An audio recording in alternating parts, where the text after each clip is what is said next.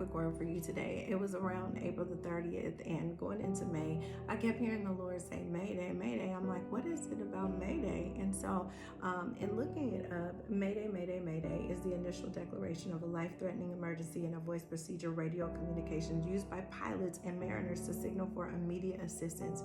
The word Mayday is the phonetic equivalent of the French phrase Médis, which means help me.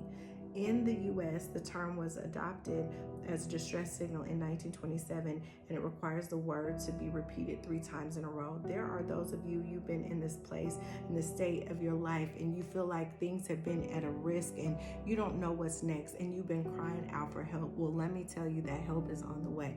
I was just doing a live in 1 Chronicles chapter number 19, verse number 9. It speaks of this battle that David and his men happened to be in, and it wasn't just fighting one thing, but it was this and that. In verse number 9, it says, when Joab saw that he had 2 fronts to fight, in other words, there are those of you, it's not just one thing you're dealing with, but it's been more than that. It says, before and behind, he took his pick of the best of Israel and deployed them to confront the Arameans. The rest of the army he put under the command of his brother Abishai. And I'm telling you, a brother is born for adversity. I believe, God, that in this time that he is going to send you the right people who will join with you, who will partner with you in the work of the Lord being done in the name of Jesus. This is not a time that you are going to be alone. And may you be able to understand the difference between covenant and connection.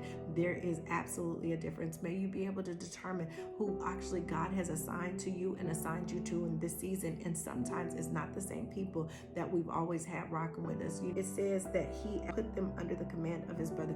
His brother deployed them to deal with the Ammonites. Then he said, if the Arameans are too much for me, you help me. And if the Ammonites prove too much or too strong for you, I'll come help you. He says, I'll rescue you. God is causing people to come to your rescue, whether it be his angels. You might have been already entertaining angels unaware, but God is going to cause them to come to your aid in this season. Help is on the way. For those of you, you've been screaming, Mayday, Mayday, Mayday. This is your day. It says courage. We're going to fight might and main for our people and for the cities of our God, and God will do whatever he sees needs doing. God is going to, you do your part, you're going to see God do all the rest. It ends up ending and concluding in verse number 19.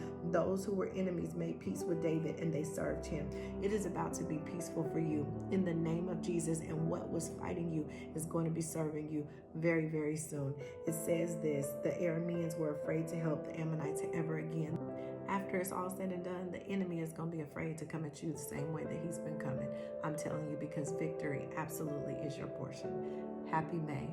Welcome to the season that God has assigned for your victory. God bless. Don't forget to like and subscribe.